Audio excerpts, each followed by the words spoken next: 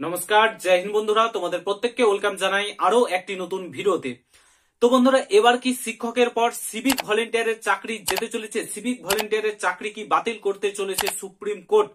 তোমরা প্রত্যেকে জানো, বেশ কিছুদিন আগে সুপ্রিম কোর্টের তরফ থেকে 26,000 শিক্ষক শিক্ষিকার চাকরি বাতিল করেছে। 2016 সালের পুরো প্যানেল বাতিল করে দিয়েছে সুপ্রিম কোর্ট। কারণ সেখানে যোগ্য যারা যারা অযোগ্য তাদের যে লিস্ট সেটা রাজ্য সরকার প্রোভাইড করেনি, তার জন্য সুপ্রিম কোর্ট পুরো প্যানেলটাকেই বাতিল করে দিয়েছে।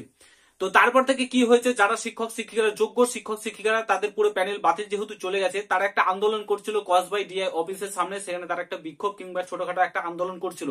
যারা যোগ্য তাদের চাকরি কেন যাবে, যোগ্যদের চাকরি কেন যাবে, সেই নিয়ে তারা একটা বিক্ষোভ করছিল।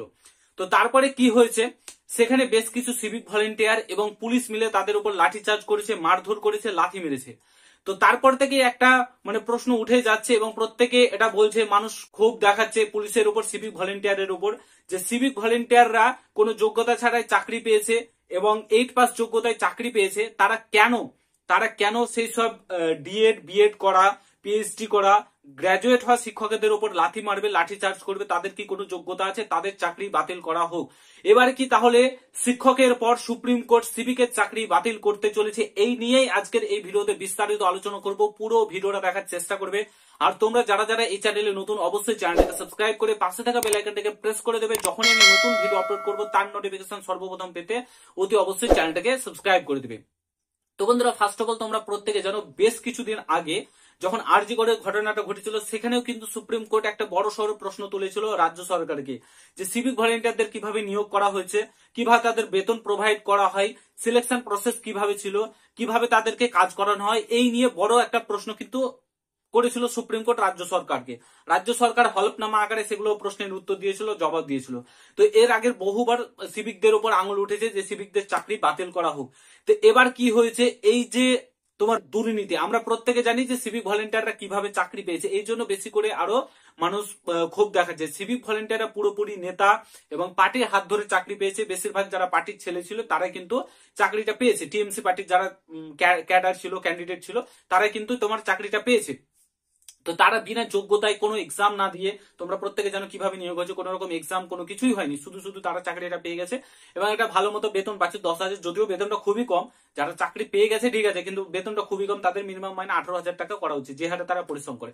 তো ওই নিয়ে পরে বিস্তারিত আলোচনা করবো। যদিও রাজ্য সরকার সেই বেতনটা বাড়াবে না, তাদেরকে যাতে কাজ করাবে, যখন তখন কাজ করাবে, কিন্তু বেতন তাদের বাড়াবে না। তো আমরা প্রত্যেকে জানি সিভিক ভলেন্টিয়ারের নিয়োগ প্রক্রিয়া কিভাবে হয়েছে, ঠিক আছে, কিভাবে তাদের নিয়োগ প্রক্রিয়া করানো হয়েছে এবং কিভাবে তারা কাজ করে, কাদের হয়ে কাজ করে, আমরা প্রত্যেকে জানি। তো এরপর থেকে কি হয়েছে, যে ওই যে লাঠি চার্জ করেছে, লাথি মেরেছে, শিক্ষকদের গায়ে হাত তুলেছে, তারপর থেকেই একটা মানুষ ক্ষোভ প্রকাশ করছে শিক্ষকের চাকরির পর এবার সিভিকের চাকরিরও তদন্ত হওয়া উচিত। কিভাবে নিয়োগ প্রক্রিয়া হয়েছিল, কারা কারা চাকরি পেয়েছিল, তাদের প্যানেল প্রকাশিত করা উচিত, তাদের লিস্ট প্রকাশিত করা উচিত, যোগ্য অযোগ্য এক্সাম দিয়েছে কি দেয়নি, এই নিয়ে একটা মানুষের মধ্যে ক্ষোভ তৈরি হচ্ছে। তো এবার কি শিক্ষকের পর তাহলে সিভিকের চাকরিও বাতিল চলে যাবে? দেখো, এরকম কোনো কিছুই নেই। বর্তমানে যে পশ্চিমবঙ্গের অবস্থা, সিভিকের চাকরি না যাওয়ার পেছনে কোনো কারণ আমি দেখতে পাচ্ছি না। প্যানেল এরকম সিবিআই তদন্ত হতেও পারে, ঠিক আছে, তদন্ত প্রক্রিয়া হতে পারে, না হওয়ার কিছুই নেই, তদন্ত হতেই পারে, সবকিছুতে হবে। পুলিশের ক্ষেত্রেও হবে, আমি এর আগের ভিডিওতেও বলেছি, পুলিশের ক্ষেত্রেও হওয়া উচিত, কারণ অনেকেই ঘুষ দিয়ে চাকরি পেয়েছে। শিক্ষকের ক্ষেত্রে যদি ঘুষ দিয়ে চাকরি পেতে পারে, পুলিশের ক্ষেত্রেও পাবে। প্রত্যেকটা ডিপার্টমেন্টে কিন্তু এটা হচ্ছে। তো এবার সিভিকের পালা, সিভিকের চাকরিতেও তদন্ত হওয়া উচিত। যারা যোগ্য তারা থাকবে সিভিকে, যারা অযোগ্য তাদেরকে বাতিল করা উচিত, ঠিক আছে। এটা বলে আমি মনে করি কোনো পার্টি কিংবা কোনো দলের হাত ধরে কোনোদিন চাকরি পাওয়া উচিত না, কারণ যোগ্য তারাই একমাত্র চাকরি করবে, যারা অযোগ্য তারা যাতে চাকরিটা না পায়, ঠিক আছে। তো এই নিয়ে কি মনে হচ্ছে, তোমাদের মতামত অবশ্যই শেয়ার করবে, ঠিক আছে। তোমাদের মতামত কি, যে সিভিকে ভলেন্টিয়ারের চাকরি থাকা উচিত কি উচিত না, অবশ্যই ভিডিওর কমেন্ট বক্সে জানাবে এবং তার নিয়ে তদন্ত করা উচিত সবকিছু। পুলিশের ক্ষেত্রেও আমার মনে হয় তদন্ত করা উচিত, একবার হলেও তদন্ত করা উচিত। সিভিকের ক্ষেত্রেও তদন্ত করা উচিত। যেগুলো পুলিশ যদি তোমার কি বলে, শিক্ষকের ক্ষেত্রে যদি তদন্ত হয়, তাদের প্যানেল পুরোপুরি বাতিল করতে পারে, সিভিকের ক্ষেত্রে কেন নয়? সিভিকের ক্ষেত্রে কারণ নয়, যারা যোগ্য তারা থাকবে সিভিক পুলিশে, যারা অযোগ্য তাদেরকে বাতিল করে নতুন করে এক্সাম নিয়ে যারা যোগ্য তাদেরকে পুলিশে ভরতে হবে, সিভিকে ভরতে হবে, হোমগার্ডে ভরতে হবে, যোগ্যদের রাখতে হবে, তবে আইন শৃঙ্খলা রক্ষা থাকবে। বর্তমানে কি অবস্থা দেখতে পাচ্ছ, আজকে শুধুমাত্র মুর্শিদাবাদে এরকম দাঙ্গা হচ্ছে, বোমাবাজি হচ্ছে, এরকম ধরনের ঘটনা হচ্ছে, সিভিক পুলিশে সামলাতে পারছে না। কেন পারছে না? কারণ সেখানে যোগ্যরা ঢুকে নেই, যোগ্যরা নেই, সামলাতে পারছে না। শুধুমাত্র একটা ডিস্ট্রিক্ট পুরো ওয়েস্ট বেঙ্গলে হলে কি করবে? আজকে সেখানে কেন্দ্র বাহিনী নামাতে হলো, ঠিক আছে, তো বর্তমান অবস্থা পুলিশের কি কি দেখতে পাচ্ছ, কারণ অযোগ্যরা ঢুকে রয়েছে এখানে, অযোগ্যরা ঢুকে রয়েছে, তার জন্য বর্তমান আজকে এই অবস্থা। তো অবশ্যই তদন্ত হওয়া উচিত আমি বলে মনে করি, এবং তোমাদের মতামত কমেন্ট বক্সে জানাবে। যারা যারা ভিডিওটা দেখছো, ভিডিওটা প্রচুর পরিমাণে শেয়ার করবে, চ্যানেলে নতুন হলে অবশ্যই সাবস্ক্রাইব করে যাবে, ইনস্টাগ্রামে ফলো করতে পারো আমাকে, ভিডিও ডেসক্রিপশন বক্সে লিংক দেওয়া রয়েছে।